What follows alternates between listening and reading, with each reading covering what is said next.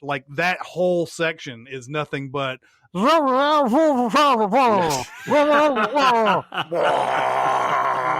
and then there's that going on. Yeah.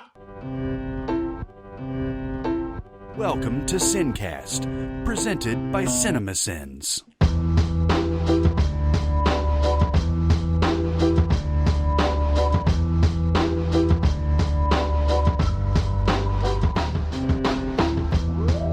All right, everybody, welcome to the Sincast. This is Chris Atkinson from Cinemasins, joined by Jeremy Scott from Cinemasins. Bong! And from Music Video Sins, Barrett Share. Hey. This is version 2. Actually, we're not doing the same thing that we were going to do, which is annoying because we were in the middle of the Keanu Reeves filmography, but technology happened. Or didn't happen to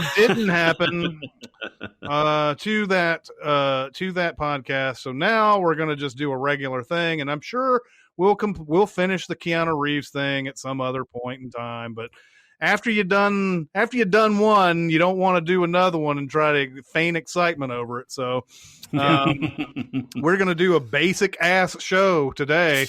And we're going to leave you hanging on Keanu Reeves 2000 to present. But this will be fun too. This will be a lot of fun. We're going to have fun. No, for sure. Have fun. For sure. Like, like people picking up the podcast a year from now, they're going to have the Keanu Reeves Volume 2, probably. I don't know. It'll be next year before we get to part 2. Yeah. And they won't even know. They won't even know something happened unless they listen to this episode. So, aside from being mad at technology, what are you guys angry about today? I feel like I'm taking crazy pills! I'm as mad as hell! You've never seen me very upset. I feel like we've had enough time to build up anger at things, right? Mm-hmm. What do you got? Yeah. What do I have? Yeah. God, there's so much. There's so much that's made me angry recently.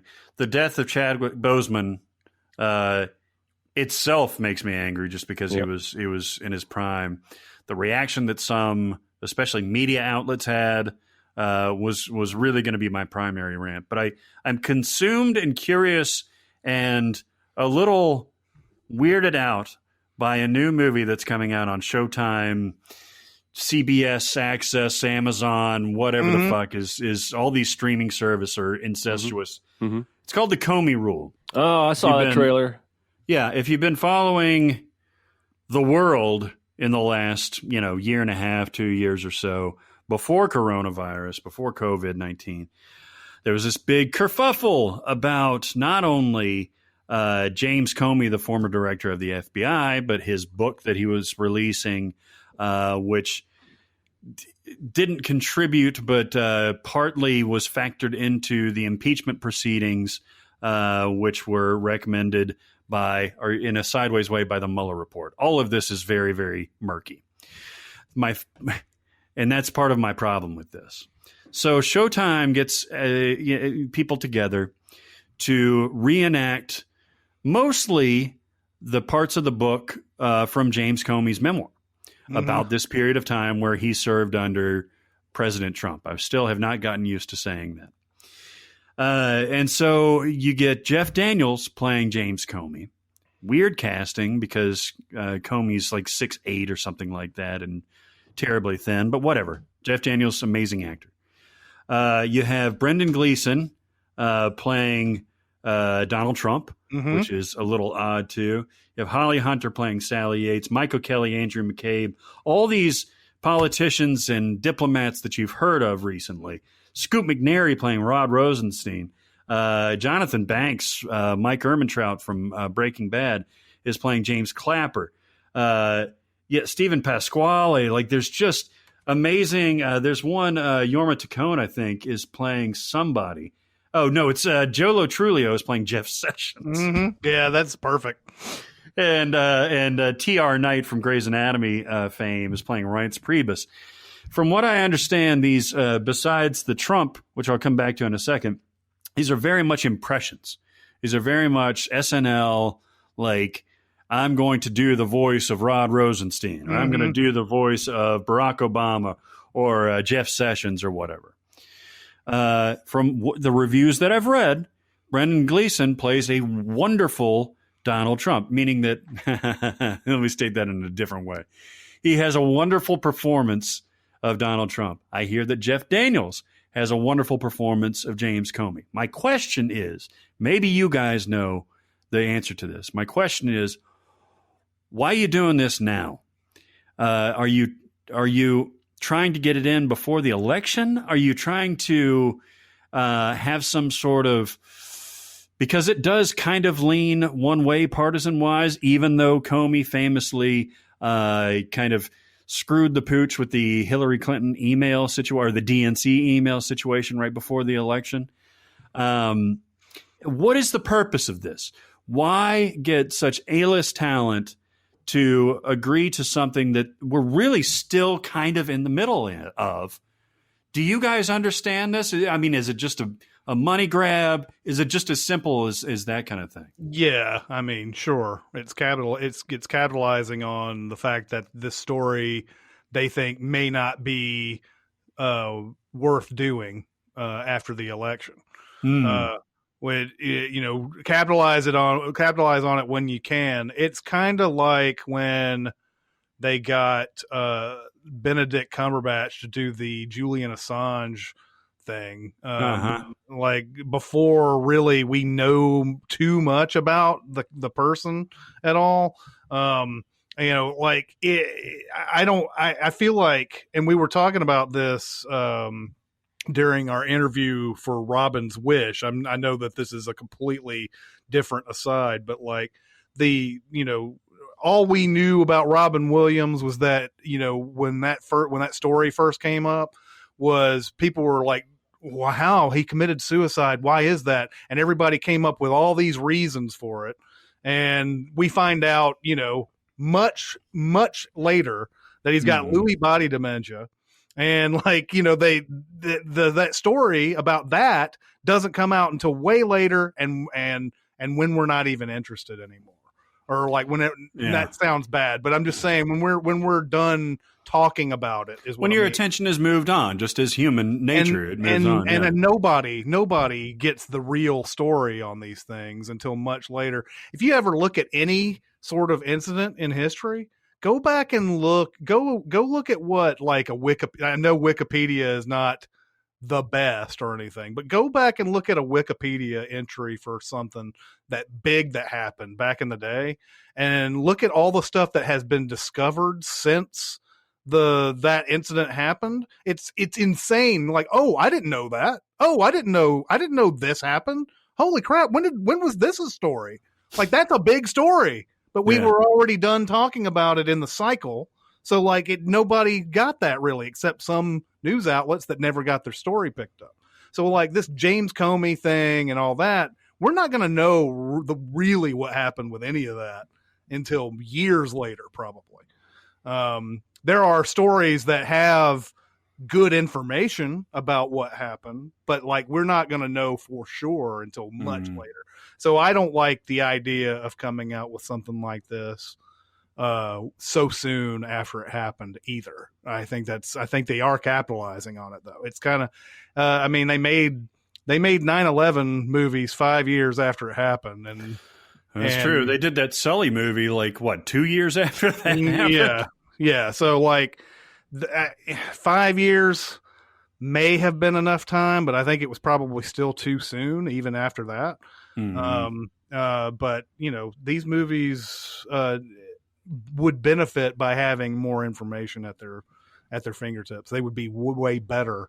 They would be way better entertainment to know what actually happened. So yeah, I agree. Yeah, it's initially, I guess you're going to get the salacious factor, but it's likely you won't be rewatching these movies again, especially if there's a ton of misinformation about what actually happened, Yeah. I mean, these are not going to be very accurate, maybe there is, maybe they will be, but I think still there needs to be some time before you do it. Maybe a lot of this is true, but we don't know until, much later. Yeah, and well, it could be something like, Game Change, I think, was pretty soon after the election, right? Yes. And that one seems like it held up pretty well, but also there was a lot less furtiveness with both campaigns, I think. Sarah Palin was many things, but certainly not like a secret keeper. Neither was John McCain or Barack Obama at that point. So, who knows? I'm not a fan. I'm not a fan of all this stuff coming out right now. I mean, of course, someone might say, well, then what is the best time? Do you have to wait 10 years? There have been plenty of movies that have come out 30 years after something happened, and there's been new information that has come to light in some of those things. So some people might say, well, anytime you start is fine, as long as you have just enough basis to make any kind of story out of it. Yeah, it doesn't matter. So. It doesn't matter if you're 100% accurate, you know? Yeah. So I can see both arguments. Fuck it. Yeah, fuck it. That's my final word. So I was going to rant about Kanye telling Nick Cannon that God told him to go up on stage and interrupt Taylor Swift's awards speech. Mm-hmm. I don't have the energy to rant about Kanye anymore. Somebody fucking put him in a hospital, get him some drugs. Yeah. He's doing damage. What I decided to rant about is fresh from last night's experience. I'm watching a little Birds of Prey on HBO, which I had never seen. You guys seen Birds of Prey? Oh, yeah.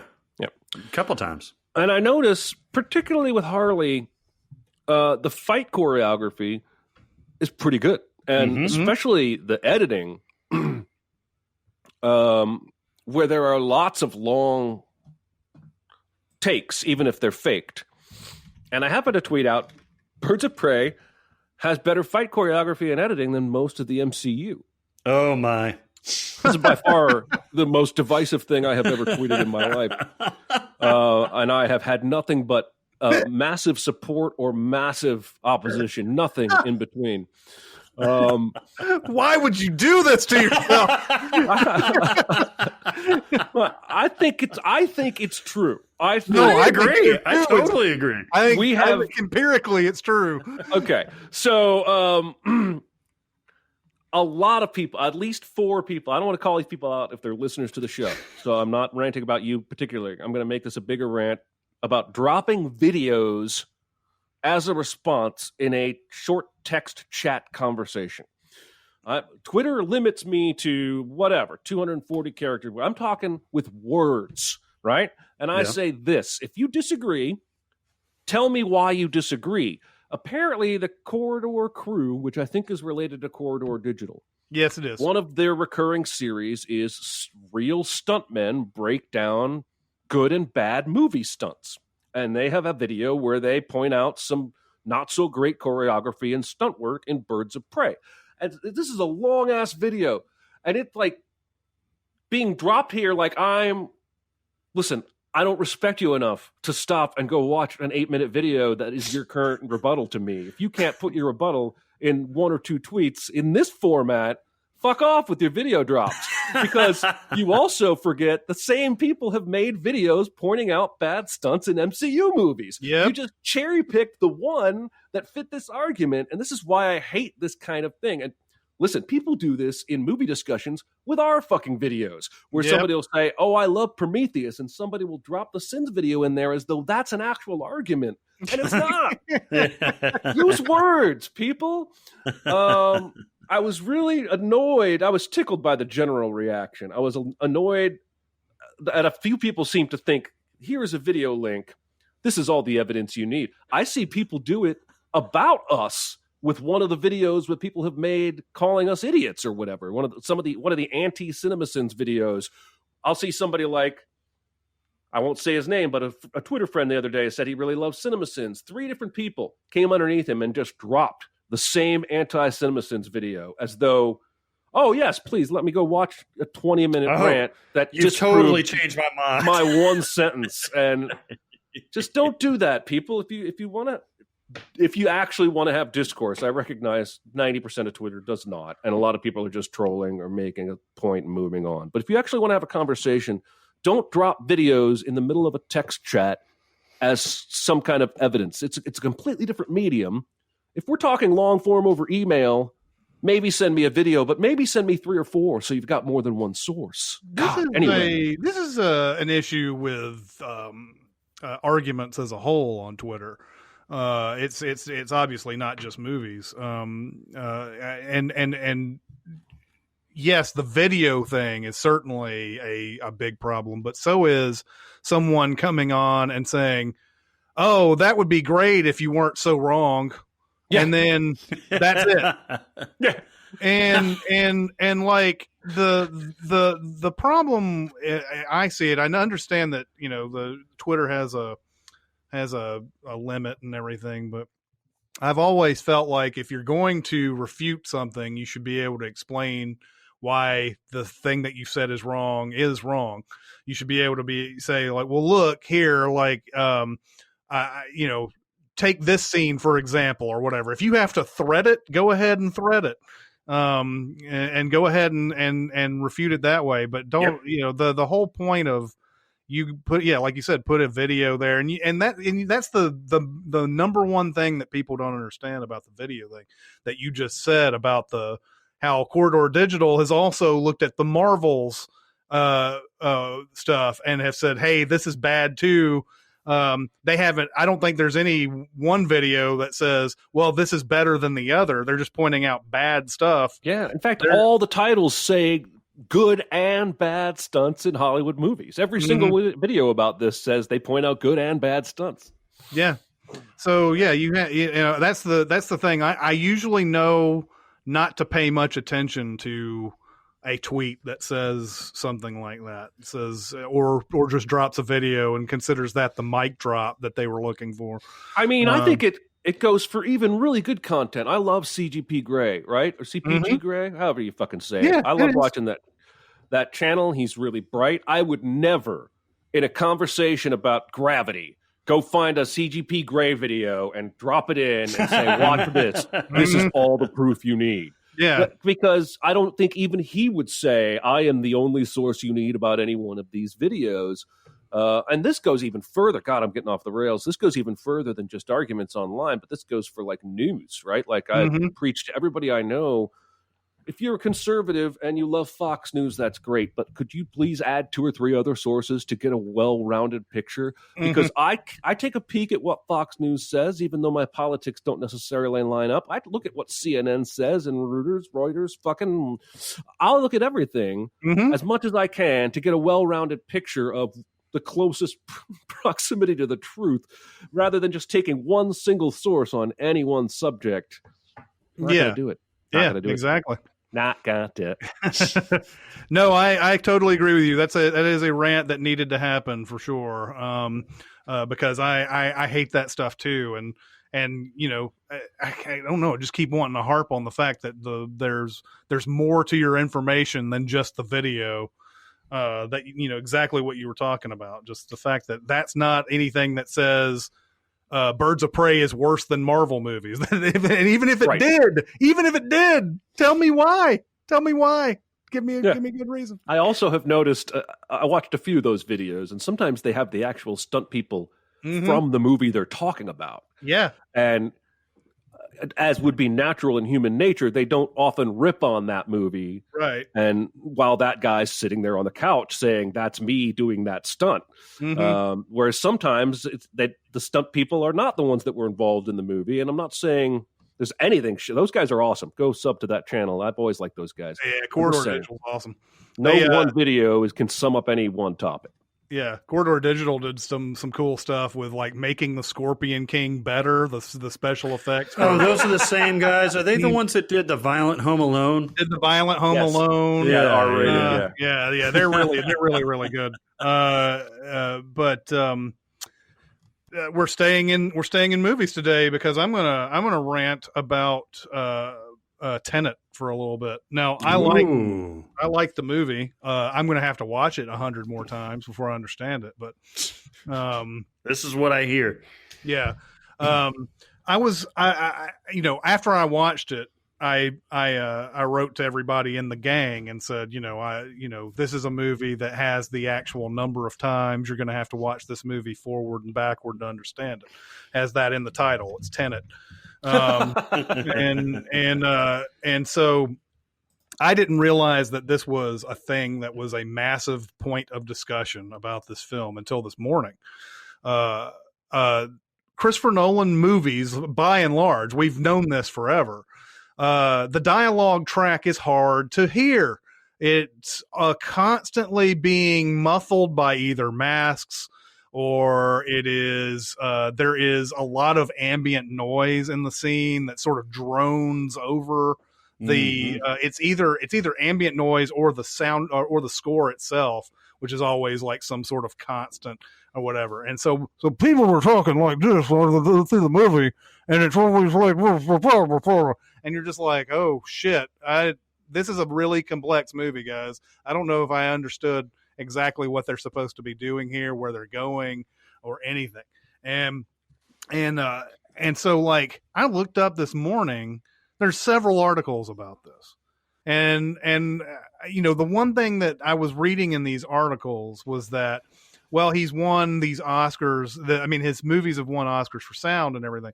And like, I just don't feel like an Oscar means, you know, like, do they look for stuff like I could hear the dialogue clearly, or do people who award Oscars go, oh man, what they did with the sound was amazing? I don't know. I don't know if they look for stuff like that. And because certainly Nolan movies cannot be getting Oscars for clarity of dialogue. So I don't know what the basis is for the Oscars. I can say that I can see a movie winning an Oscar for sound, but still having bad elements of sound. Like you could have done all sorts of cool stuff with the design, and you just may not have been able to hear dialogue the whole time. Well, that's the case with Dunkirk for sure, right? Yes, because luckily there's not a lot of dialogue with that, but the score is so unsettling, and the pops of the gunshots and all that stuff. The one thing that you can't hear, it's the talking. It started for me with Interstellar. That was the first time it was really distracting for me. Yeah. I think going back to some of his previous work, I can find times where you can see the ancestors of this type of sound design in his earlier movies. But Dark Knight Rises, Dark Knight Rises was the thing because the trailer itself had Nolan scrambling back to make sure that people could hear at all Tom Hardy. Yeah. So it's I don't understand the defense of it though. That's what I'm saying. If you can't hear things, and that's a problem for everybody, and I guess that's for the youngs and the olds who are watching this movie, then there's got to be a problem. And I saw this one sound designer say something like, you know, you go back to Star Wars and Apocalypse Now and all these movies, you could hear everything everybody's saying pretty easily. But they've done this. There was one discussion that said the reason why movies these days have a dialogue problem is that TV started getting better, and and movies needed to do something to distinguish themselves. So there was all this different sound atmosphere type stuff that was going on that they started doing, and to make things seem so much better in a theater. But what they're doing is they're shortchanging dialogue. And for a movie like Tenet, which is confusing as fuck, you know, you're talking about time travel, you're talking about paradoxes, you're talking about all this. Then you throw a big complex Christopher Nolan plot into the middle of all of that. You're not only like trying to figure out how the world works, but you're also trying to figure out what the purpose of them doing the things that they're doing on the screen is. So like it's hard a lot of times. And it's tough for a movie like Tenet, which I can tell you, even though I didn't hear everything and I didn't know anything, I didn't know what 30% of this movie was about, I was still like, oh, I'm really enjoying myself, but my God. Hey, this is cool. I have no idea what's going on. Hey, visually you can't beat it, man. There's a lot of cool shit in the movie, but like this defense of the dialogue thing, and like, just because the guys won Oscars and shit, I mean, that's a petty defense. That's the drop in the video on Twitter of defending, people's, movie making habits or whatever. That's he won Oscars, case closed. Mhm. So that's what I want to rant about today. I think that we live in a day and age where I should be able to not only hear the ambient noise that you want to put in this thing that makes the atmosphere all crackle and pop and everything. You should be able to hear somebody pretty clearly say, we need to do this, to do that, and do the other thing. And then you have an idea of what the fuck's going on. So you got a great point. I mean, in the Prestige, it's a little bit difficult for us gringos because everything, especially Christian Bale's accent, is so pronounced in that North London, very specific. I don't think it's Cockney. I think it's just like very, very specific to that region. Mm-hmm. But like even Dark Knight and Batman Begins, you've got when Bale puts on the bad voice, he's going to talk like and it'll get muddled. Like even though you can hear it, and especially in the theater, you can hear it pop a lot more than you can in home video.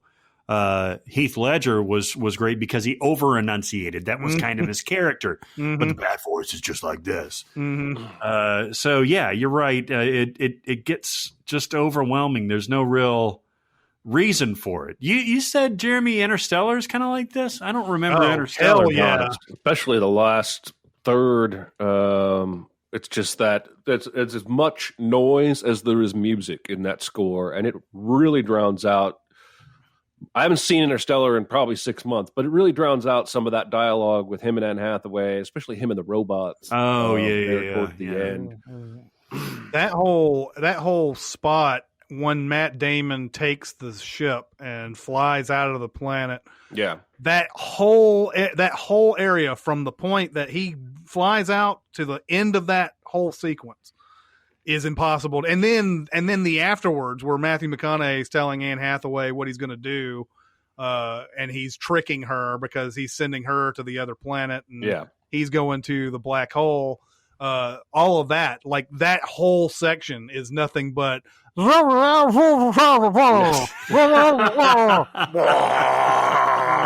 and then there's that organ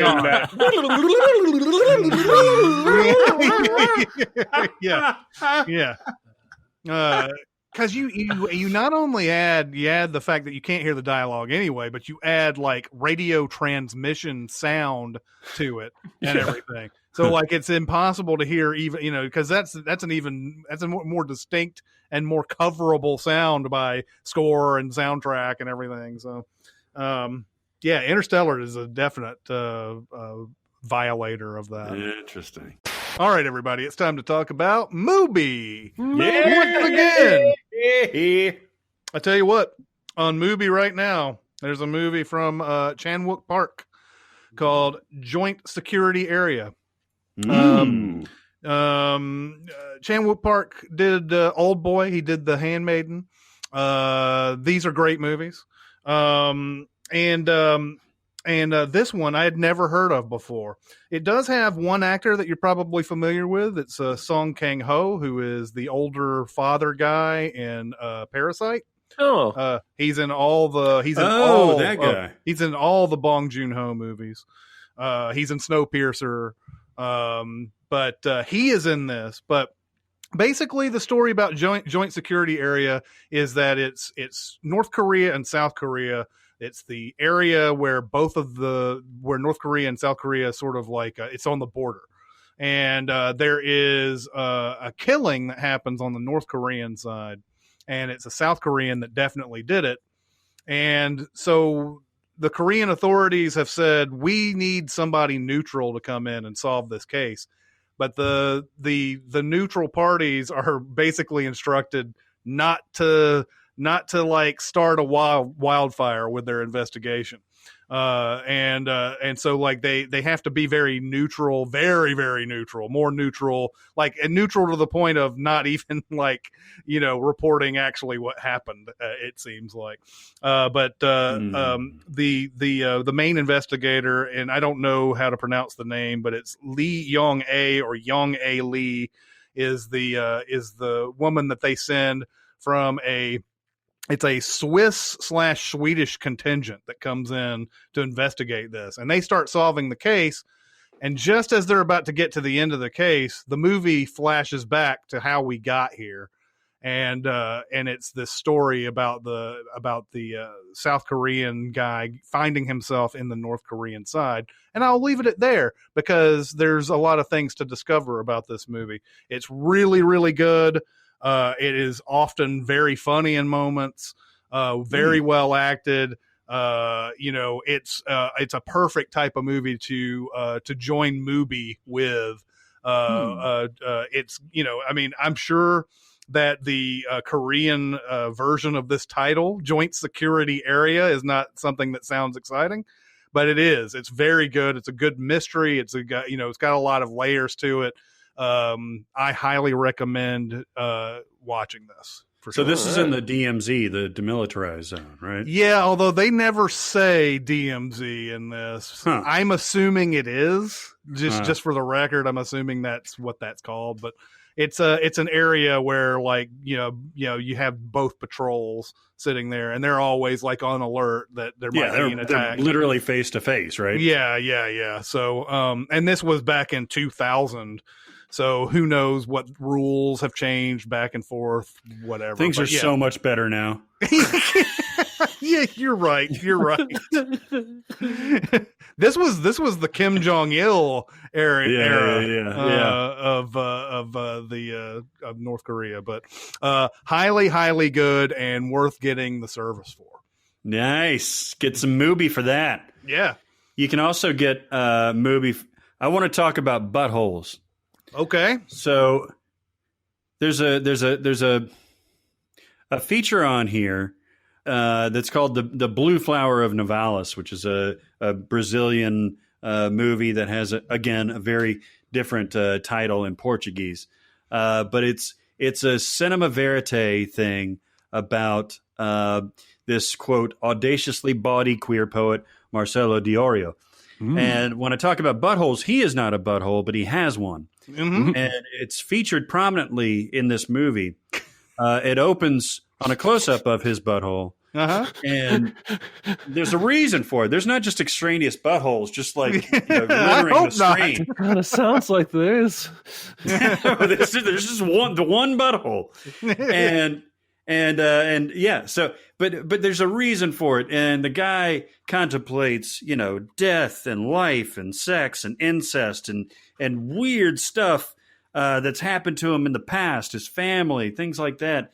And I'm going to recommend two very experimental features here, and this is one of them. Like it's just the guy is you meet like a Hunter S. Thompson, or you not meet, but like you see a Hunter S. Thompson or a American Splinter, Harvey Picar, or Crispin Glover, or like Chloe Sevigny to a certain degree, like just one of a kind people. Mm-hmm. Andy Warhol, that kind of Andy Kaufman. This is that type of guy where you're like, you're never going to be able to figure this guy out. You just want to sit back and listen to him, and it's hilarious. It's poignant at times, and there are some buttholes. Mm-hmm. But the buttholes stand a purpose. Yeah. Okay. So there. So yes, there you go. This is a recommend. The other one that I watched was a very strange film, a French/South Korean film called Isadora's Children. This is about a woman, a choreographer named Isadora Duncan, who lived in the early 1900s. Man, this movie, it's an exercise in patience. Meaning that there's three vignettes, essentially. The first one, about 20, 25 minutes or more, has no dialogue to speak of. And it's just this woman, this beautiful ballerina, practicing to do this number, this choreographed number from Isadora Duncan, which is about the death of her three kids. And I have to admit, at the beginning, I'm like, God damn, seriously? Why am I watching? It's almost Tai Chi, the way she's moving. It's not, big nutcracker ballerina stuff. It's very slow and methodical movements. And the more I watched this movie, the more it became meditative and became more reflective, and it became less of like my American tendency to be like, do something, which I do often, and more of this is beautiful for what it is, and I really should be appreciating this. And it's filmed beautifully. Damien Manival shot this, and sometimes you need movies like this to reflect more on the beauty of things and the internal strife of things rather than bang, bang, shoot 'em up type of stuff, which I also love. Yeah. But that was Isadora's Children is very interesting. It's not your typical movie, nor is the one with the buttholes. But like this is what that's a terrible lead into. This is what really you get is. from movie. Movie gives you a chance to experience all kinds of quote crazy stuff from all over the world: Brazil, India, France, South Korea. I mean, it's just and America. They've got a 30-day lineup. Each day, a new movie is added to this 30-day thing, and then they have this ginormous library full of all kinds of stuff that's been on the service before. Some other films that have been curated and kind of sorted into subcategories. You're going to love this. You need a new streaming service, people. You need it. You need it in your life. You need it in your mouth. You need it in your body. Go to Mubi.com, MUBI.com/Cinemasins. You get 30 days free. If you didn't understand that, it's 30 days free. 30 days of no cost. And you're going to love it. You're going to experience all this cinema that you've never experienced before. And gosh darn it, you're going to love it. And you've heard us talk about it before. Do it now. Do it now. Okay, so you guys got some recommends and warns? Totes Amazeballs. They're great. It won the Academy Award Oh, for what? for best movie ever made. Yeah. I think we do. Okay, so in the past week or so, I've gotten a chance to watch a lot of like cool shit that I hadn't seen. There's a movie called Tumpo that came out in 1985. Tumpo is the name of the main character in the movie, and she wants to make the best ramen noodles in her town that she can possibly make. Her husband has recently died, and she is serving to a cafe of I guess uncritical eaters, because she kind of packs this place up pretty decently with some regulars, but she one day somebody walks in and they're not complimentary of the noodles at all. And the two people who become part of the main part of this movie break it down to her and say, yeah, your ramen noodles are not very good. I mean, we don't want to, we didn't want to say much or anything. It's just that if you want to be the best, this isn't it. And so they help her in all sorts of phases. This is what I love. I love stuff like this in movies. The main two guys, I can't remember the one guy's name, but young Ken Watanabe is in. Oh, wow. You said 1985? Didn't even know it was him the entire time I watched this movie. Huh. They're the two that sort of help, but the other guy who's not Ken Watanabe is the one who's like teaching her like how she should listen to orders and and remember the orders if she's got like a bunch of them at the same time and everything, and how to run a restaurant and all these things. And meanwhile, there's a whole like thing where she's going into other noodle shops and trying to figure out how they make the best broth and how they make the best noodles and how they make the best pork and all this different aspects of it. So she's basically spying on everybody else, taking the best from everything that she can and trying to make the absolute best that anybody's eaten. The movie has all sorts of like different vignettes in it, because that's not the only story. There's aside from Tumpo, there's a gangster and his like girlfriend that they just kind of randomly show. This has nothing to do with the main plot at all. There's there's a scene at the very beginning, and this is the scene that'll get you really into it. There's a guy teaching Ken Watanabe how to enjoy ramen noodles. He's like, here's the bowl, and like, here's what you need to do. You need to make sure that you like you put the beef down into the broth just so, and you need to observe the beef and give it respect and stuff like that, and then you need to do this and that, and it's like wow, really interesting. I would have never thought to do this with ramen noodles and everything, but it's the type of stuff that'll make you super hungry when you watch it. The movie is borderline absurd sometimes, but it's hilarious. The main actress playing Tumpo is awesome in it. She's so good. You'll fall in love with her. I really, really enjoyed it. So that's my recommend.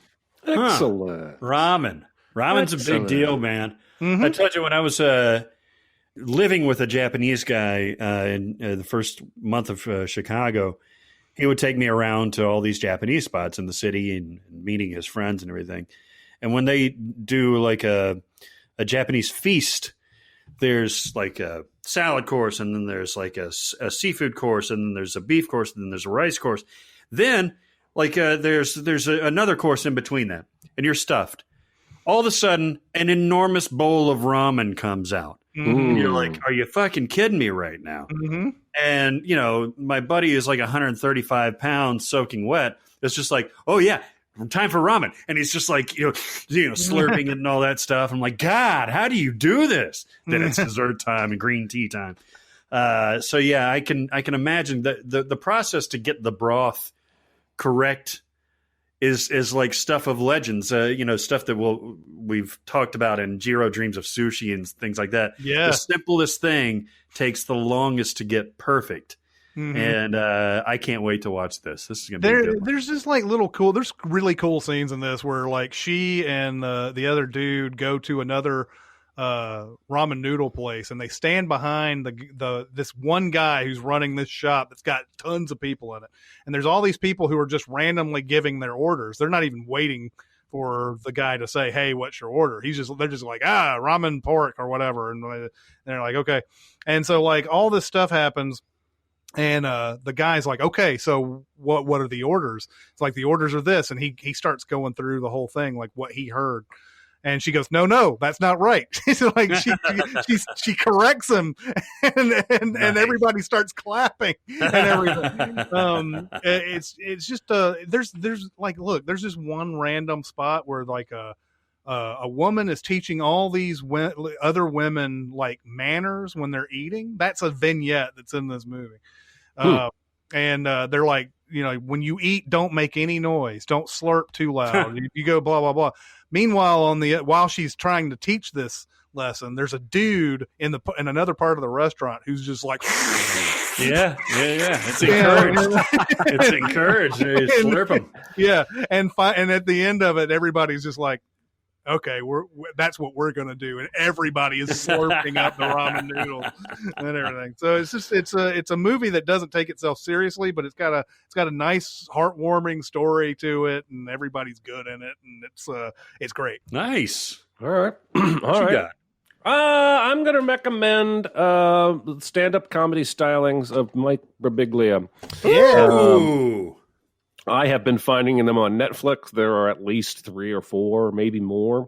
Mm-hmm. My wife and I enjoy stand-up comedy. That's one thing we can almost consistently have the same tastes in. I had heard his name, but I didn't know anything about him.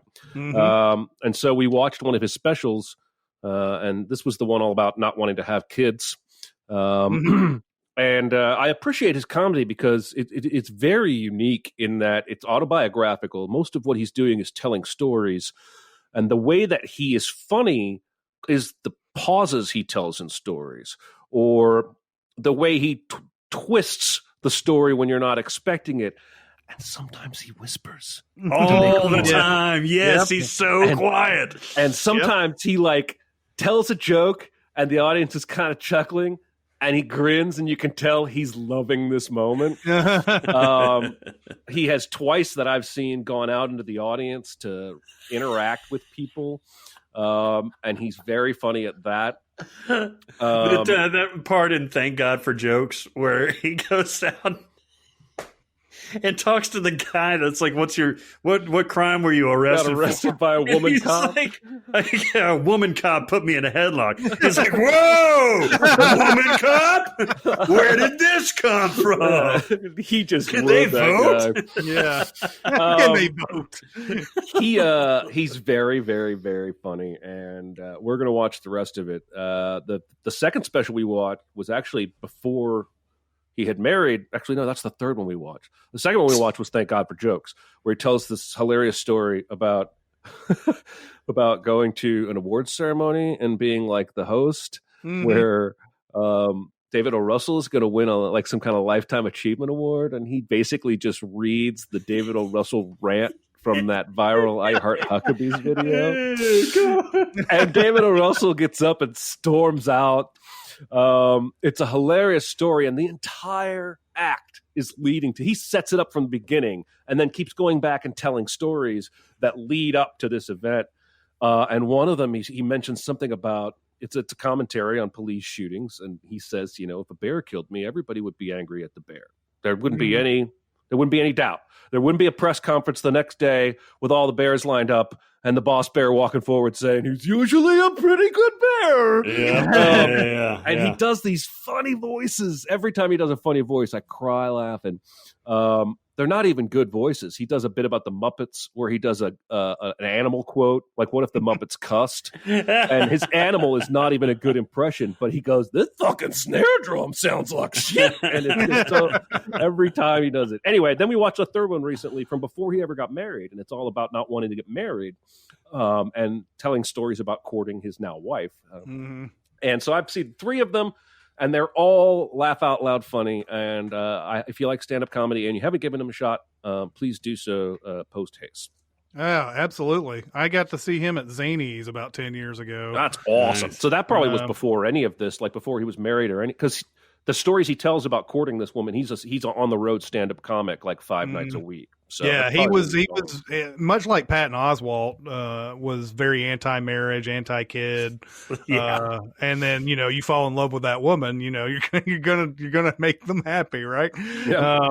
But that one before he's married, that may have been the one, because he tells the story about how he cheated on his did you ever see that one? Is that in that one? No, this one's called My Girlfriend's Boyfriend, and it's all about stories where his various girlfriends also had other boyfriends at the same time. There's an earlier one where he tells this story about how he cheated on the woman that he really was in love with.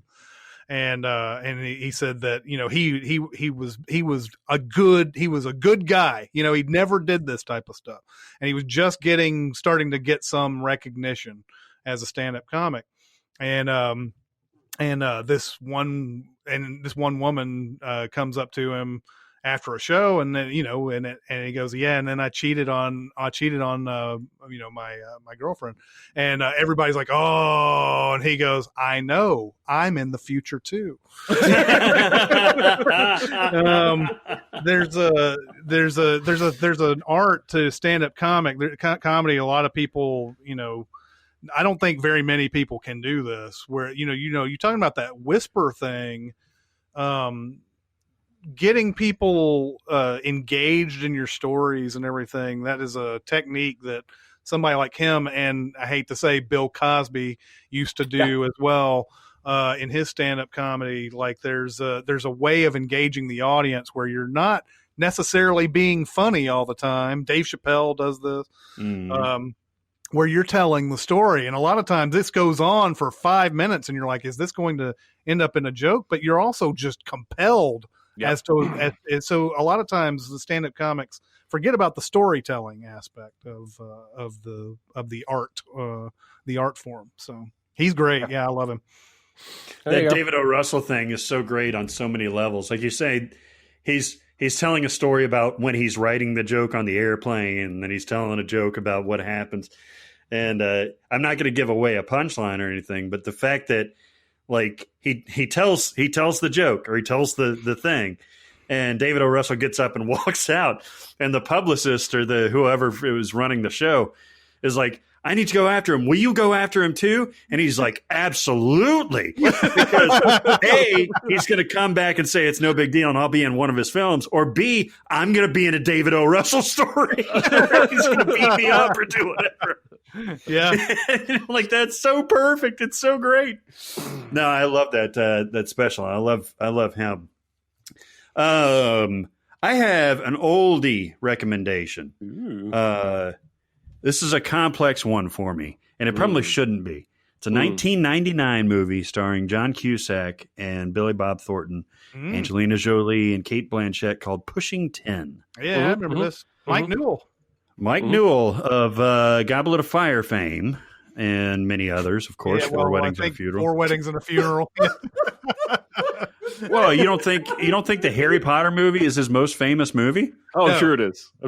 No, it's not. Not for him directing it. No. Well, no, not for him directing it, but it is the most famous movie he's It's directed. the most famous movie, but it's not the fame. Nobody knows he directed that movie. Right. Like if you were to Except for say Barry. Mike Newell films, you wouldn't be like, well, right off the bat, what comes to mind is the Harry Potter movie he did. Well, it certainly wouldn't be Pushing 10. It seems like people have overlooked this movie for many years because, of course, it was 1999. It came out in April late April. But there was a lot going on in 1999. This had John Cusack in his prime, and arguably Billy Bob Thornton in his prime, and Angelina Jolie in her young actor prime. Kate Blanchett is fantastic in this too. Jeremy, have you seen this movie? Yes. This movie's about air traffic controllers. John Cusack and I've Billy seen Bob this movie Thornton. 3 or 4 times. I think the movie needs to pick a lane, but I do enjoy it. It's an enjoyable watch. I wish it was either about air traffic controller rivalries and the stress of that job, or about couples who inadvertently switch partners and there's romantic drama involved. Now, see, I see what you're saying. But I don't think it's that. I use this word a lot, bifurcated. I think it is about both. And I just recently watched it again. When I watched it the first time, this movie destroyed me. This movie has no business destroying anybody. It's a fairly lighthearted comedy. It's Cusack going kind of over the top after he'd kind of slowed it down with Grosse Pointe Blank and all that stuff. Right before he does High Fidelity. And it's almost a farce, but it's also, I was in a tumultuous relationship at the time where we were both cheating on each other. Speaking of which, I'm in the future too. And so the fact that not only do we know that Cusack cheats on his wife with Angelina Jolie and screws his colleague in the process, which is especially among air traffic controllers, not what you do.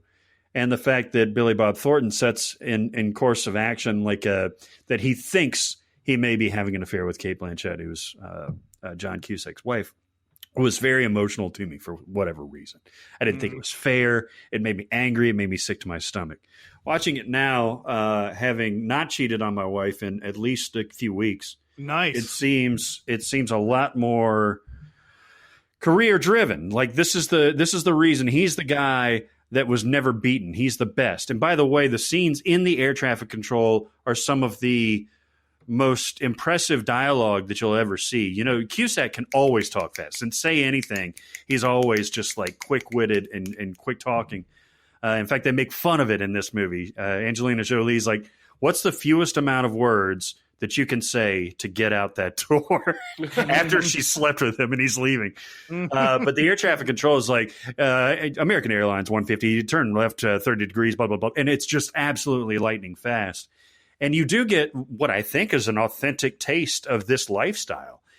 And I think that the movie does do a decent job. It's not perfect, you're right, of overlapping those two things and the professional rivalry turning into an obsession. This is a story about Cusack's character's obsession with Billy Bob Thornton's character. So much so that Billy Bob Thornton's character has to bounce from New York City and move out to Colorado to get away from this guy. And he'll tell you that. He said, one or two things is going to happen. Either I was going to kill you, or I was going to crash a plane of Japanese, which is kind of racist, but whatever. Yeah. And you can tell that they've both gotten to each other.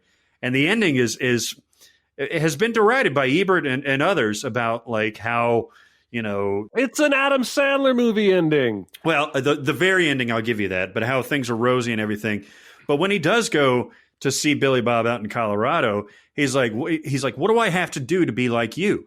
To let things go, to be cool, to be calm and collected. And he's like, jump in that river right there. And it's in Colorado. It's in fall. It's cold. And so he gets in a little bit, but he's like, God damn it. Why didn't you jump all the way in that river? And then he's like, all right, well, I've got something else. And he's like, what? Anything is better than this river. And he's like, what is it? And he's like, you're going to wish like hell that you jumped in that river.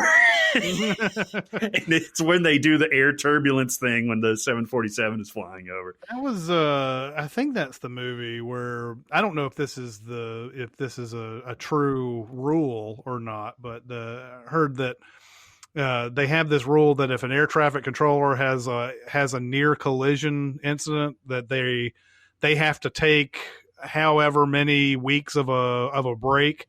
And then if it happens again, and then they're done. They get 3 strikes, at least in the movie, and they call it deals. He's like, you had a deal. And so one happens, he gets called into the office, and he's told to go home. He doesn't. He gets back on it and freezes and has another deal. And so they tell him to take a week or whatever, and you get 3 strikes, at least in this movie.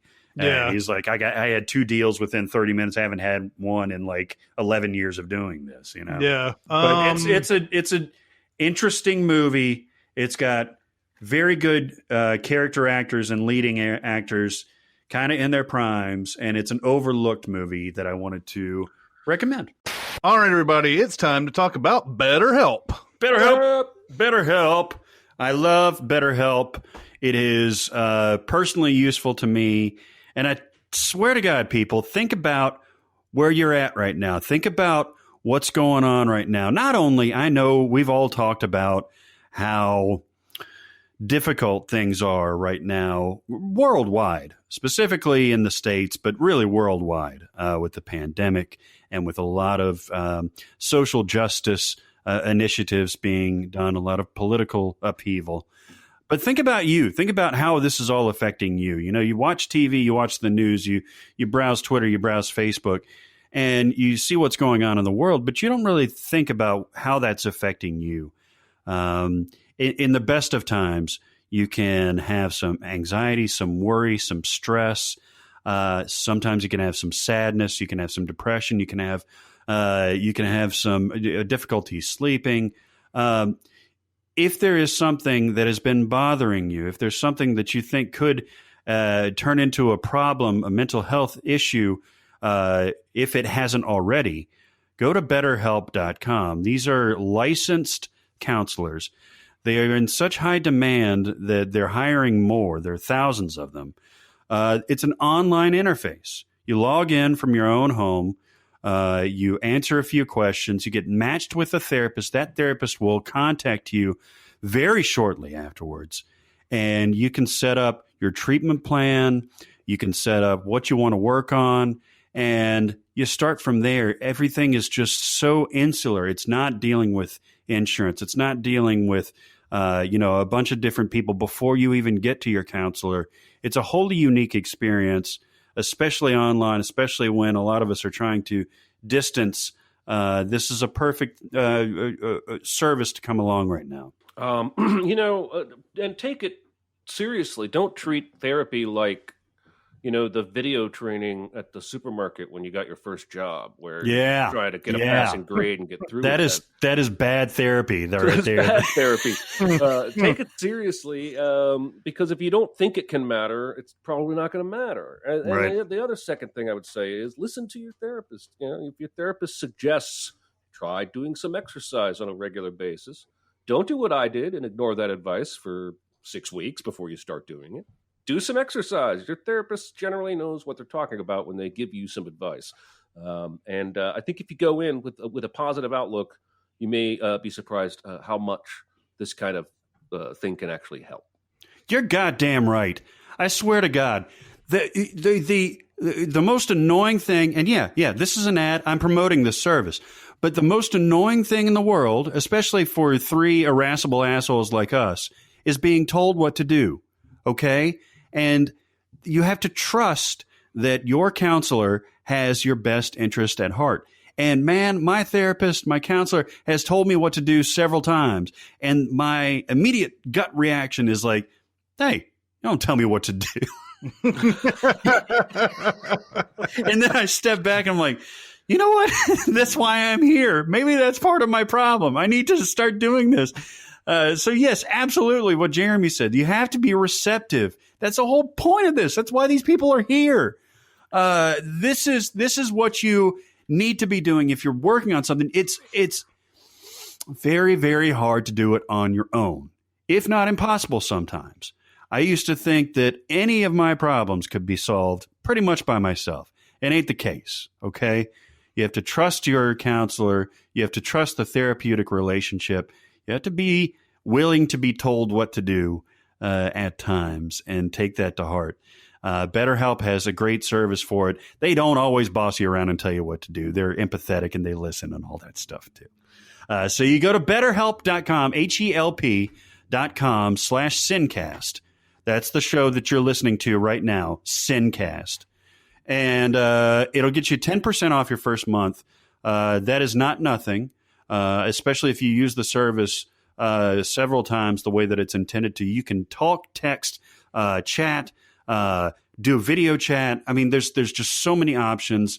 This thing is a godsend, and I really cannot recommend it enough. Go to betterhelp.com/Sincast.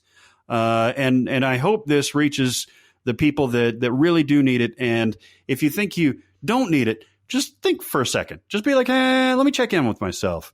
See if you need it. And if you do, go to betterhelp.com/Sincast. Yes.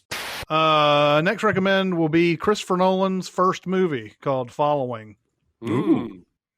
I've seen this movie a couple of other times in my life, but I think the last two times I watched it, I must have watched it late at night, or I was just watching it just to have to be a completionist about Christopher Nolan movies or something, because every time this movie has come up in the past, I'm like, I cannot remember what happens in this movie. But watching it again, and this time under better circumstances, I really, really enjoyed this, and I looked into like how he made this and everything. It's a black and white 16 millimeter film he made back in 1998. It took him a year to make it because the cast and crew couldn't work any other day except for Saturdays. No shit. So he had to wait until Saturday to basically like do a scene of the movie. And even back then, Nolan was playing with narratives and time and all that. The movie goes back and forth between. It's about this guy who is he's basically bored with everything that he's doing. He fancies himself a writer, and he starts following people around. And he uses the excuse of, I need material for my writing, but you start getting the idea that this is a bunch of bullshit. He just wants to start following people around because he's bored and he's got something, he's got a screw loose. He follows this one guy into a cafe, and that guy knows that he's been following him. And that guy comes up to him and says, I know you, why are you following me? What's going on? And eventually they strike up I guess an uneasy friendship. They're not really friends in this movie. It doesn't feel like. This guy's like here, do what I do. I go into people's apartments and just steal really like irreplaceable things. Basically, that's what his whole deal is. He'll go in and steal photographs and steal an earring, and then like sometimes he'll steal the earring and put it in a different place and stuff like that. And his whole reasoning for this is like people know that they've been broken into, and they'll really assess their they'll really appreciate the things that they have in life and everything. That's his reasoning for all this. The movie goes back and forth between our main character learning this stuff, and further in the future where he has done this a number of times. And the movie, you can tell where it's changed in the narrative because he's all clean cut, his hair is all different and everything. And there's even another section of the movie that they keep going back to where he is beat up. So you have to kind of figure out where, is this before this? And Christopher Nolan will put in little scenes where like, why is he coughing up a plastic glove? Why is he doing that now? And that no explanation until like way later in the movie.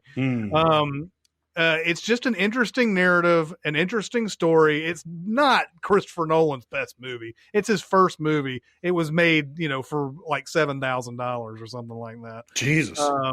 Yeah, but it's really interesting how it goes. And like, once you find out where this movie ends up, where it leads by the end of it, this is another one of those Christopher Nolan endings where you're like, oh fuck, that was pretty well done, man. Like that, the way he set up all of that is pretty incredible. Like by the end of it, you're like, holy shit. There's a lot of nice surprises and everything. So Following is his first movie. I recommend it. It's been, I don't know how long ago it was that I saw it the last time, but I recommend it. All right.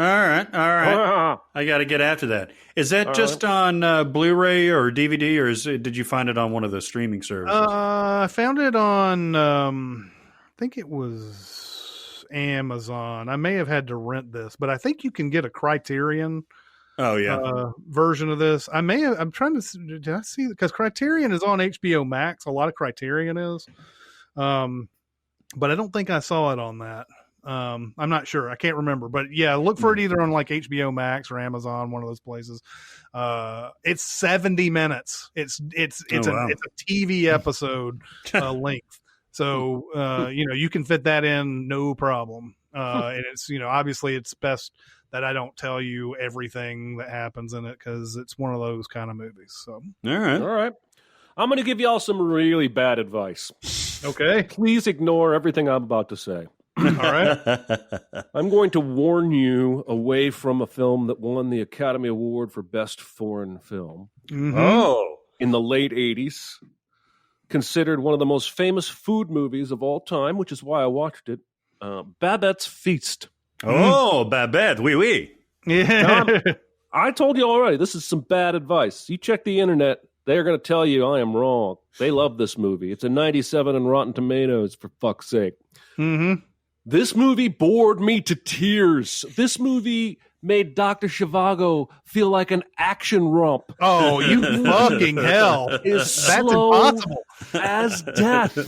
This movie is boring. It's two old ladies. You just get used to the old ladies, and suddenly they're young ladies, and they're dad, and they live in fucking Denmark or something. It might as well be a hill. There's 5 huts with thatch roofs, and that's the town. And he won't let the daughters marry any of the suitors. There's ugly guys that want to marry these girls and give them a life, and dad says no because he's a dickhead. And now we flash forward, and these 2 women are spinsters, and they're in their like 70s, and they're old and mean. And this movie is not about food yet. At this point, you have sat through 2 full hymn singings at French church. I'm talking about like the Treme. We're going to let the whole goddamn song play, even though it's in French. Now, granted, they probably made it for French people, but last night I was the audience, and I did not appreciate the 2 full hymns sung in French. And then Babette shows up. This is like barely, like maybe halfway through the movie, maybe like a third. Babette shows up. Is she one of the spinsters? She shows up to live with the spinsters. Her, I think, husband or dad says, "Oh, she's got melancholy. She needs help. Take her in. She's a refugee. She's a refugee." And they're like, "Well, we can't pay you." And she's like, "That's okay." And so for 14 years, she cooks all their meals and doesn't get anything out of it. Then she wins the lottery. Are you guys having fun yet? Because I sure was. And how does the lottery's fun? Well, yes, you would think. And she finally can escape and go back to Paris, where she's from, and get back to her life without melancholy. But no, she spends all the money on making a feast for these two old ladies who haven't paid her a dime for 14 years. That's why I said in my email to you guys, this is like some kind of Jesus meal or something. Like, I'm going to show my love. It's the book of Job. For you being mean to me, basically. And they were like, oh, what a nice gesture. We'll use our super wealthy money that we couldn't afford to pay you with all these years to do the feast over with all the expensive ingredients. And they send somebody off to Paris to get all the fine cheeses and whatnot. She makes the meal again. They invite all the townspeople over, and she gets them all drunk. She gets them all drunk before she even serves a course. So, of course, they're going to love this goddamn meal.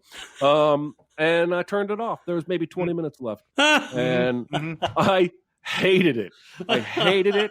The production values felt like an early 80s TV movie or soap opera. And you go online, and it's a haunting story of pain and redemption. And I don't care. I don't care. Babette's feast can go away. I always wonder why. I mean, I haven't seen Babette's Feast. There's a chance I watch it and go, God damn it, Jeremy, you are just, you're just wrong. There's a chance. But hearing you describe it, it reminded me of, and this movie doesn't have nearly the accolades, but it reminded me of Old Joy, a movie I saw, 14 years ago or so. And it's that director that had the cow movie. The cow movie that you. Oh, I forget her name. Oh, Kelly Reichardt. Yes, that's it. Did a movie called Old Joy where it had like stunning 100% Rotten Tomatoes score, like all this just incredible reviews and everything. I went to go watch that motherfucker. I was like, this is so goddamn slow and boring and terrible. And I was like, what are people seeing out of this that's so amazing?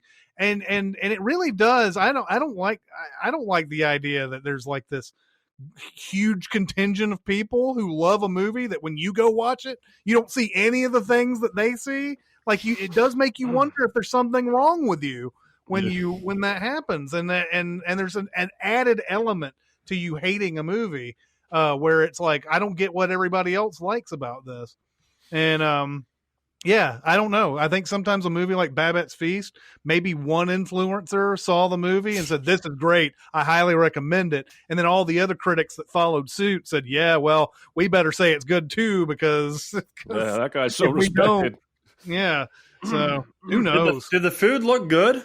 No. Like it wasn't even food porny? It didn't even look very appetizing because it's poor Danish hill country 1400s fucking who knows when food.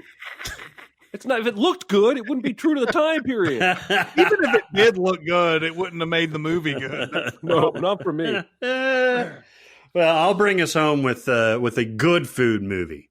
It's a movie called Soul Food.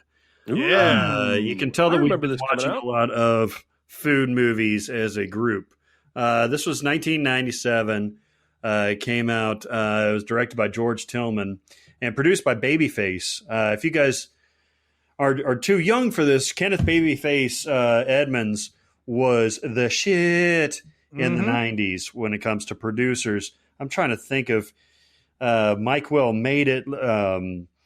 Any of the Swedish Dr. Luke, like some of the producers that are legendary. Kenneth Babyface Edmonds was one of these. He's from. He was everything. Like almost every song it seemed like that would come out would have his name attached to it. Exactly. He was either the writer or the performer of the song. Now, this movie is not about music, but there is music in it, and it's awesome.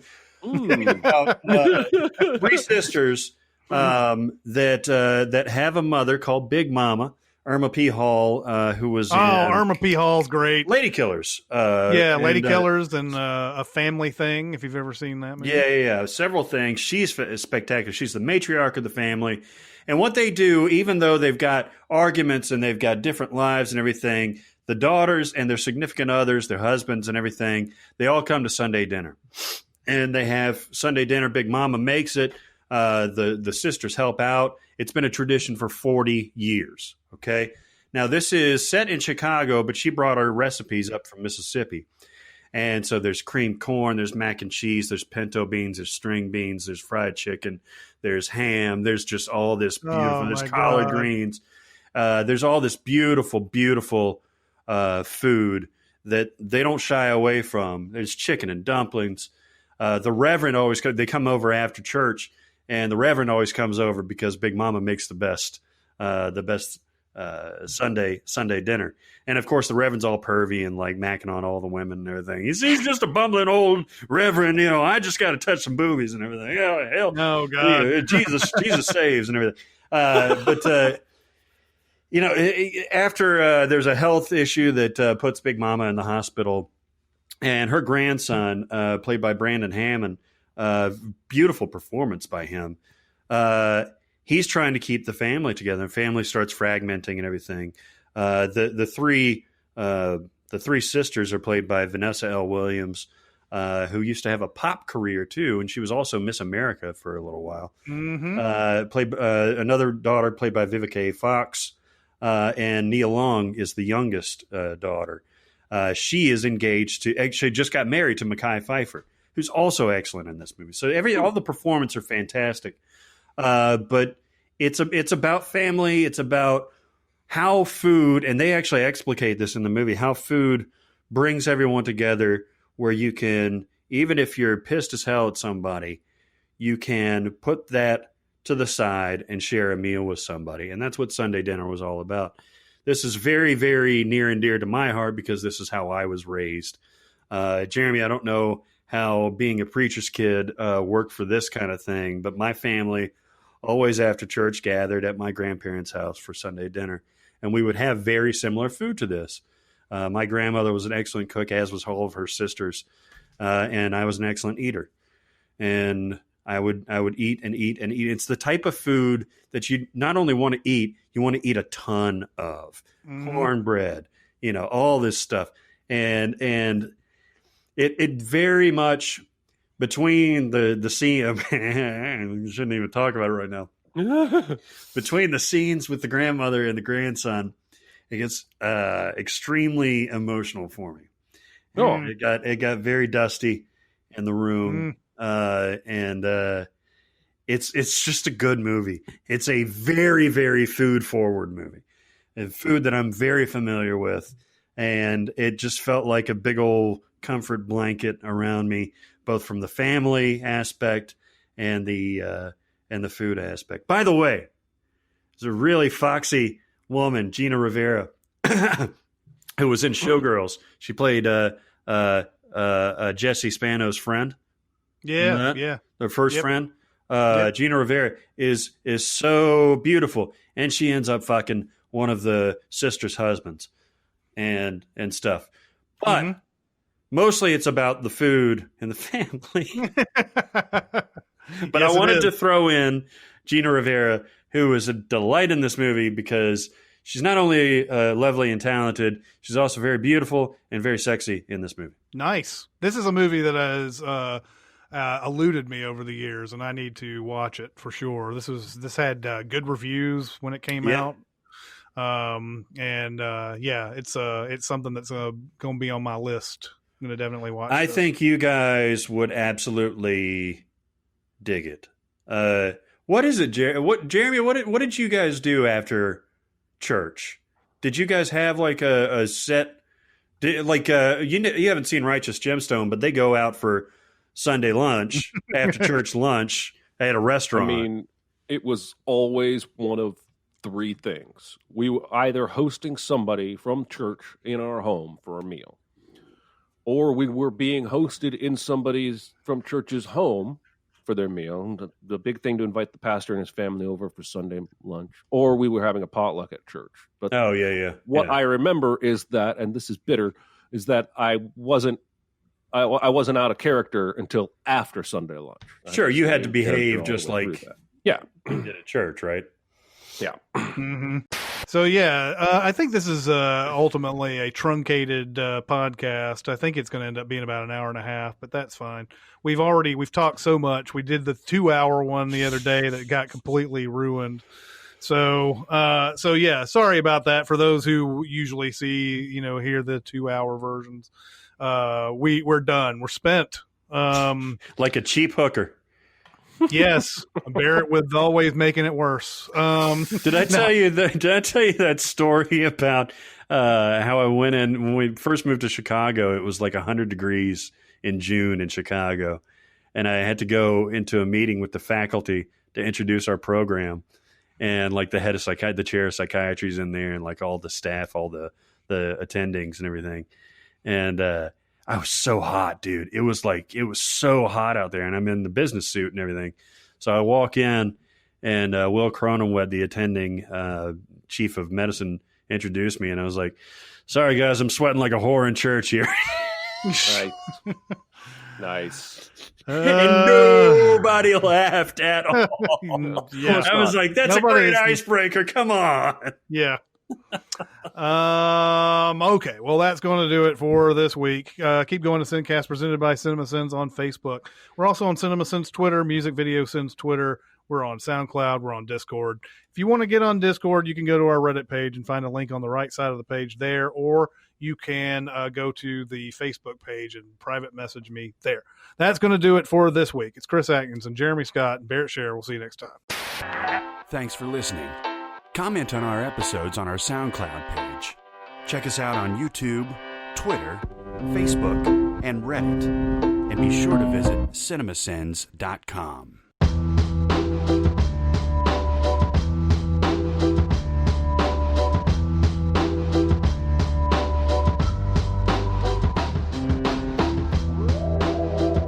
Hey, Jeremy, do you really like that Marlowe 2 record? Yeah, baby. Isn't it awesome? Yeah, Have you but heard I it, Chris? specifically. I haven't heard one bit of it because the last 3 weeks have been wall-to-wall fucking sin scripts. So Yeah, no kidding. I haven't had. I'm finally seeing some fucking brightness in the next few days. So I will be able to look that up and maybe possibly listen to it, or maybe even buy the album. Future Power Sources rules my ass. Yeah, that's the best one. He's got those 3 different flows where he's like ba da ba da ba ba ba da ba da ba, and then he breaks in ha ha ha ha ha da ba da ba ba ha da ba da ba ba, and then he kicks into I used to be He's so fucking good, man. Enough of it, man. Oh, jeez, that guy. Let's be done. Let's not do anymore. Is that Are you giving me okay? shit, Kurt? Jeremy's mouth has been through a lot today. You don't know what happened. I know. As long as we don't go the full 2 hours, I mean, my jaw's a little sore. My jaw's a little sore. Unfortunately, Chris didn't hear that, even though it was an accident. Nice. Nice. So you got a deep clean on those fuckers. I heard huh? Jeremy say I didn't hear that, and I definitely did not hear that. Yeah. Yeah, I got a deep clean. So they went in, like, you can even see one half of my bottom teeth is really clean. Oh, yeah? And the other half is dirty because they only wanted to numb my face one half at a time. So I got to go back in November for the other deep clean. Jesus Christ, dude. I can't feel my face when I'm with you. I've been telling everybody I know, take good care of your teeth. This is like driving me crazy. I had back there for shit. I had a thing a few years ago where they just blasted them white, basically. Just I mean, Like a big light. yeah, man. It was like Dumb and Dumber, where they were like, shaving their toenails off or whatever. They had the grinder. Yeah. But I remember after it was done, I went to a lunch or something, and I'm sitting there talking, and my mom, who doesn't want to just immediately address it to me, says to somebody like my brother or something, it's like, I think Chris's teeth look really white. Like, just fucking ask me. It's like a stage whisper. Yeah. I think they look pretty white. You guys ever seen tentacle porn? I haven't. No. I haven't. I did real quick. We went to a there's a there's a grocery store in Chicago, a Japanese grocery store, and it's like a supermarket, like a big mega market for the Japanese. And my friend Maso was like, "Hey, come over here. Here's where they keep the manga and the books and all that stuff." And I was like, "Cool, man. That's really interesting." And he was like, "And here's the porno." And like I went over and I opened it up and there's this fucking octopus like fisting a woman in the butt. And I was like, "Oh, this is like an adult library." And he's like, No, the kids section is right there. Oh no. Robert Pattinson has tested positive for COVID. Oh, damn. I saw that The Rock did. The Rock and his entire family. But I saw earlier today the Batman shut down production because of a single COVID test, and it turns out it's fucking Batman who tested positive. Yeah, see, there's your problem right there. Yeah. If you get the Batman as the positive test, that's your problem. Yeah. Probably a good idea to shut down production if your Batman has COVID. You're gonna want to shut this down for a while. They should have put it under control. They should have put it as part of the plot. Is what they should have done. He's beating people down. He's like, yes, having trouble breathing, and then Scarecrow comes in with his like pixie dust or whatever. It's like even worse. You have COVID. Yeah, God, that's totally what he sounds like. It's exactly what he sounds like. She and Mekhi Phifer get it on. It's no Mekhi Phifer. Mm-hmm. I mean, back in the day, Mekhi Phifer and Taye Diggs were just tearing it up, man. Yeah, they were. Can you imagine what it was like to be them in the 90s? Oh, my God. Was it Taye that got Stella her groove back? Yeah, Taye was in How Stella Got Her. I think there were several people that got her groove back. But yeah. But Taye was the main one, right? Yeah, that was Angela Bassett, yeah. Hey, you know what I've become a master at? Is Reuben sandwiches. Oh. Yes. You get the corned beef, you get it sliced fresh. Oh. My mom actually makes canned sauerkraut. I hate sauerkraut, but I bet it's good for you. I understand. And you put a little melty cheese on there. You broil that thing. You toast your bread only on one side, the inside. Yeah. That way you get the soft on the outside, the crispy on the inside. Okay. And it is beautiful. Well, they have the sandwich here, but there doesn't seem to be any Reubens. Hey-oh, there you go. Quiz show in the house. That's right. Nice. Do you think something like sauerkraut, Jeremy, is something that you hated before and you have poo-pooed it since, but maybe if you ate it now and it was prepared the correct way, you would be like all about it? Or have you eaten sauerkraut recently? It's entirely possible. I haven't had sauerkraut probably since I was a teenager in college, and I'm sure even then it was on accident. So it is something that I probably should revisit. To be fair, because back then I wouldn't have liked cabbage, but I eat cabbage now. I didn't like coleslaw, and I'll tell you what, I'll eat coleslaw, but I got to salt and pepper the shit out of it because every coleslaw I find here in Tennessee is sweet as hell, like it's some kind of dessert. Yeah, and I'm looking at cabbage and carrots and like, how is this so fucking sweet? Yeah, but I will eat it. So you gotta get that vinegar slaw. Yeah, sauerkraut's one of those things that I would not eat, but like you know, like now that I've had it on sandwiches, like the Reuben and all that, that's I feel it's good. It's good stuff. It's a good compliment to that sandwich. Yeah, man, I got funky tastes. I like the funk. I watched Hard Knocks the other day. Yeah, the new one, and I was like, hey, this is something I enjoy. You know, I forget how much I like Hard Knocks until I watch an episode of Hard Knocks. And they were going through stuff, and I was like, oh, it's cool. It's the guy that's on the bubble of being cut, and then that's the guy that's doing really well. It's the guy that's holding out for the new contract and all that. It's the coach cursing every other word and all that stuff. And then I realized, I was like, nobody outside of the stadium is wearing a mask. And nobody inside the stadium is really wearing a mask. If they are wearing a mask, they're pulling it down to talk, which is the dumbest goddamn thing that you can ever do in human history. And so it started giving me anxiety. I had to turn it off, man. I'm like, God, Like they're out and like one guy's in like a recording studio. He's like, music has always been my life. And he's in there like recording without a mask and like hanging out with his friends. And then he's going back in the locker room just like breathing on his buddies. Mm-hmm. Like, well, and then you have people like Kirk Cousins who's like, well, if I die, I die. I went to a gas station the other day, and some rando walks out of the Tiger Market or whatever, just not wearing a mask, sipping on his drink, and I was like, is he one of those guys? I don't want to judge the reason why they're not wearing a mask, because there's a variety of reasons why people don't wear masks. The one reason is, I don't believe in any of the thing that's going on. The second reason is, do you think there's people out there who don't wear a mask because they still think it's about protecting themselves? Yes. When they put a mask, and so they don't care. So they're like, well, if I get it, I get it. Yes. And they don't wear the mask because they still think it's because it's protecting them and not other people. Mm-hmm. And I see that. I saw the dude walking out, and you can read anything you want to on a dude's face when he's walking out of a gas station, but it looked like he had this defiant look on his face as I approached the sliding door and everything. Like, here comes somebody with a mask. Hope I don't get it. Hope I don't have to have a discussion with this guy. Blah blah. But it just looked like it looked like I just read a million things that probably aren't even in that dude's head. But I was sitting there thinking, is it because he thinks that it's to protect?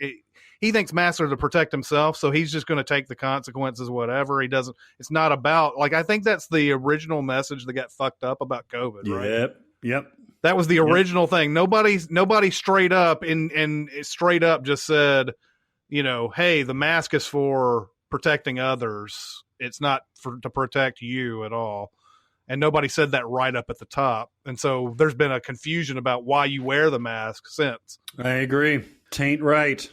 It's like, what is the knockoff Mr. Skin site in Knocked Up? I can't remember. Where she's like, Bush, it's 16 minutes, Bush. Boots and Bush. And it's like, like Mr. Skin. What? Like Mr. Skin. This is exactly the website we're trying to come up with. Yeah, I know. They go back and search it's Flesh of the Stars. Flesh of the That's Stars. right. They go back you and want to look. find where your favorite star is in the nude.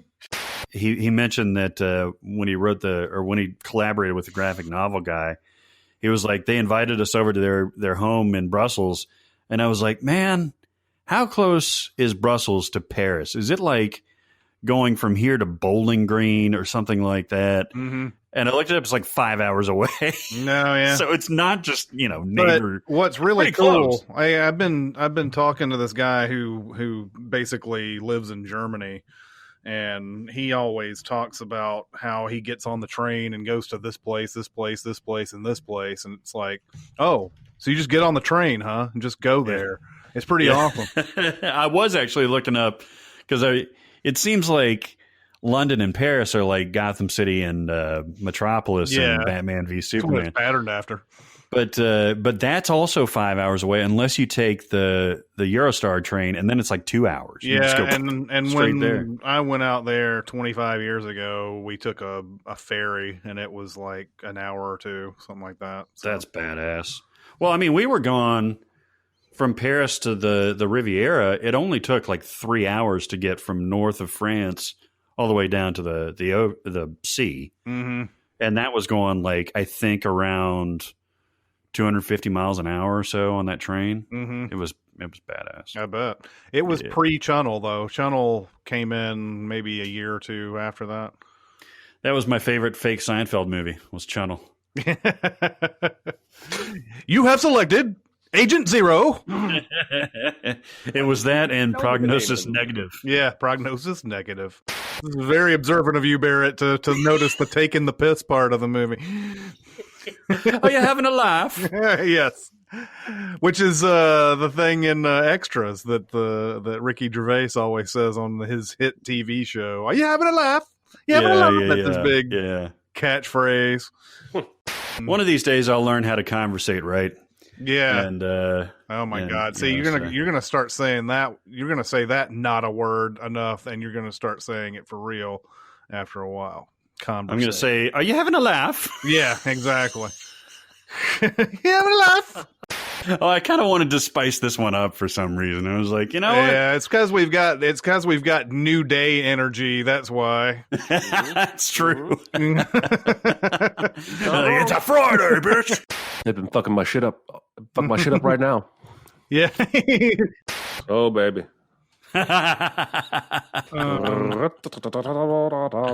She's super sexy in that movie. Mm-hmm. Yeah, dirty but sexy.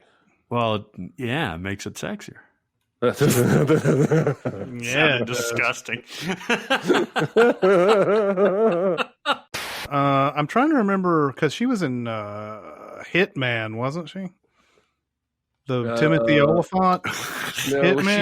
No, she was in the Marky Mark video game. Max Payne. Max Payne. Max Payne. Those are identical movies to me. But that's the funny thing about Mila Kunis is that Mila Kunis has never really played sexy. She's as hot as it can be, but like she rarely ever played like the vamp or anything like that. So Forgetting Sarah Marshall might be in the running. Yeah, yeah. The girl next door type on that in that. Oh, when they're hiking up the mountain. Yeah. Mm-hmm. And he's your like, vagina showing. I didn't realize you could sweat this much. I can see your hoo-ha. Just spring like a frog off the cliff.